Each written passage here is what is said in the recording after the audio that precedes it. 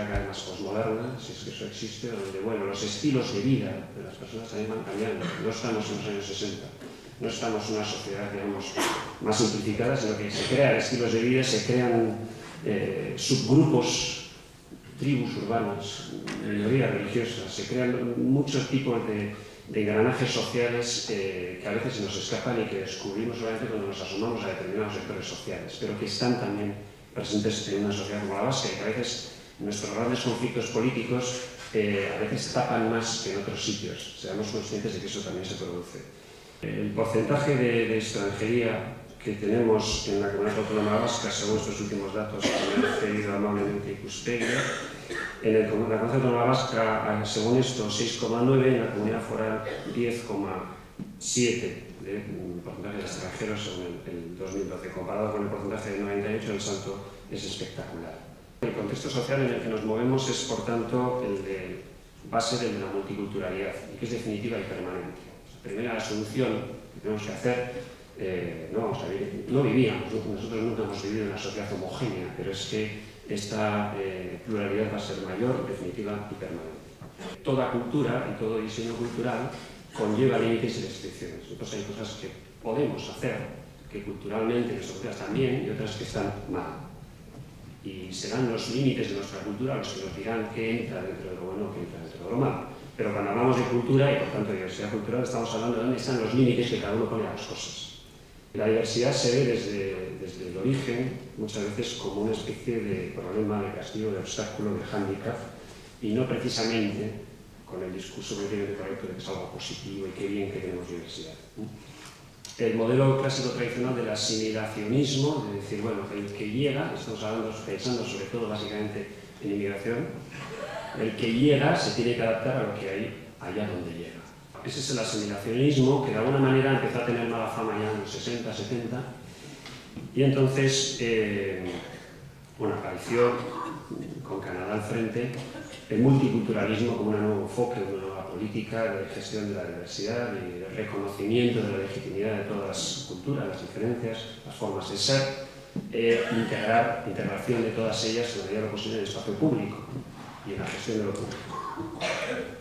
Y en medio, eso que yo llamo diferencialismo, segregacionismo, que no es tan técnicamente correcto, pero que lo llamo así para aclararlos, que sería un poco más ese modelo tradicional alemán de decir, ustedes vinieron aquí a trabajar, estupendo, fenomenal, pero tengan ustedes sus escuelas en turco, no se preocupen, tengan ustedes sus propios formas de comer y de vestir y de vivir, mientras están en Alemania, pero diferenciadamente de los alemanes, pero no tanto porque yo les respeto tanto como a mi propia cultura, sino porque ustedes antes o después van a marchar otra vez.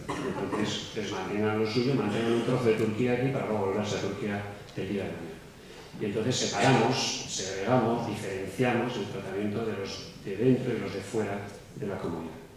No deja de tener cierta gracia que personas, líderes políticos de nuestro entorno, o nuestros líderes políticos, como Angela Merkel, o David Cameron, etc., dijeron hace unos meses, ¿no?, que el multiculturalismo que habían aplicado había fracasado.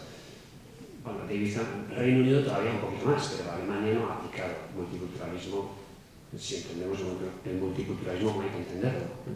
El discurso que se suele hacer, que está muy en boga entre nosotros, es el asimilacionismo fracasó, el multiculturalismo también fracasó, y surge el interculturalismo como una especie de vía intermedia que recalca un poco la necesidad de diálogo e interacción entre las culturas que viven en una sociedad.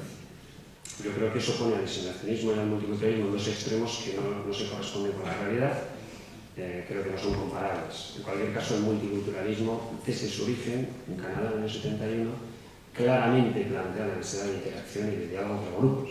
Eso no es ninguna novedad que ahora nos inventamos. Los discursos políticos dominantes nos dicen que la diversidad es buena, que es enriquecedora, que está muy bien y por tanto que hay que promocionar la diversidad. Ese es uno de los grandes discursos que hay en día. Siempre cualquier plan de inmigración, de ciudadanía, de no sé qué, hablará de esto y dirá esto. Otra cosa es que nos lo creamos. Y junto a eso dirá que hay que construir una sociedad cohesionada, integrada, etcétera, etcétera. Con este segundo principio normalmente neutralizamos perfectamente bien el primero. Tenemos una especie de mito sobre lo que es la sociedad de acogida cuando hablamos de inmigrantes sobre todo, ¿no? Tienen que integrarse, o hay una integración mínima, esa cohesión social, esa integración es en ¿qué? En la sociedad acogida. ¿Y eso qué es? Y que tiene unos valores compartidos, que son mínimos, que no se pueden franquear. Yo no estaría tan seguro de que tengamos unos valores compartidos en esa sociedad de acogida, sea la que sea. Pensamos que la gestión democrática de diversidad implica un coste económico y social considerable. Gestionar 15 idiomas en la escuela es mucho más caro que gestionar uno. Si vemos el gasto de inicio, solamente porque hay que hacer quizás textos en 15 idiomas en vez de uno. Bueno, pues así visto, si lo vemos como gasto, sí. Si lo vemos como inversión, no. Si lo vemos como inversión, si lo vemos como evitar el fracaso escolar del día de mañana, que sí que cuesta mucho dinero, lo nuestro es mejor, ¿no? En cualquier caso, aunque lo de los demás sea bueno, lo nuestro sigue siendo mejor. Además, con este tema de la inmigración, como que se nos reafirma esto, ¿por qué me se viene aquí? Pues será porque esto es mejor que allí, ¿no? Si no, no vendría. Será porque esto es bueno, será porque nos va bien. Ahora ya con la crisis se nos han bajado un poquito más los humos, lo cual no está mal, porque nos planteamos que igual las cosas no las damos tan bien. Pero hasta el 2007 o así, bueno, lo nuestro son los estupendos, occidentales, altos, guapos y además ricos, ¿no? Y es porque lo hemos hecho todo muy bien. Bueno, lo nuestro es mejor, mientras yo piense que lo nuestro es mejor, difícilmente voy a incorporar algo diferente de otro que puede ser que sea mejor. Y luego yo siempre suelo comentar que tampoco sé a veces quién estaba antes. Si yo nací hace unos cuantos años ya en Bilbao y un señor que vino de Marruecos a Eibar o a Ermo en los años 60 llegó antes de que yo naciera, él está antes que yo en Euskadi, ¿no? Pero sin embargo todos seguimos pensando que yo estoy antes, desde esta perspectiva, pero yo estoy antes porque mi padre estaba antes. El padre de mi padre yo soy yo, mi padre puede ser de un partido político y de otro. Y sin embargo el señor de Marruecos nunca acaba de estar antes, aunque lleve 70 años en Euskadi. Cuidado con la asunción de la democracia como una regla numérica, porque entonces eso no es democracia. Por esa regla de 3 podríamos decir casi cualquier cosa, y precisamente los derechos humanos lo que son es límites, entre otras cosas, a la regla numérica de la democracia. Asumamos que existen identidades en contraposición, que existen estas dicotomías identitarias, y que eso no es malo, no es perverso. Las identidades juegan de una manera irregular. No pretendamos tampoco hacer soluciones como si distribuyéramos caramelos y a todos la misma cantidad, porque tampoco eso sería justo en materia identitaria, porque las identidades no todas tienen las mismas necesidades de proyección y las mismas necesidades de reconocimiento, lo mismo que sucede a nivel social con los diversos grupos sociales. Y tratemos de llegar a esta máxima, que es no impedir a nadie ser como es y no imponer a nadie ser como no quiere ser. Hagamos un espacio público, un ordenamiento jurídico, en el cual estemos lo más cerca posible de conseguir esto. Es imposible conseguirlo 100%.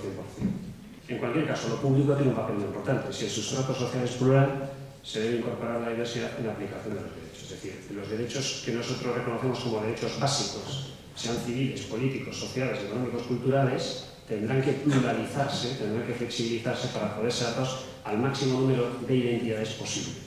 Los derechos deberían ser disfrutados a través de la identidad de cada uno, no a pesar de la identidad de cada uno. Cuando hablamos de acomodar, esta es una palabra especialmente feliz, de acomodar diversidades, de acomodar que uno pueda hacer los suyos sin necesidad de dejar de ser como es para participar de una actividad, de un evento con otros, no estamos reconociéndole a él o a ella un privilegio. Estamos acomodando, estamos reconociéndole el mismo derecho que nosotros tenemos, pero a él a su manera. Luego, eliminemos la palabra privilegios. Se tiene que distinguir este país por el hecho de que el acomodo de la diversidad es mucho más avanzado, es mucho mejor, está más logrado que en las sociedades de nuestro entorno, que no se caracterizan precisamente por hacerlo muy bien. Luego aprovechemos esa ventaja comparativa. Distingámonos en la comodidad de aquellos que tienen identidades o que traen identidades diferentes para conseguir que de alguna manera puedan compartir algunas de las nuestras, que no necesariamente tienen que compartir.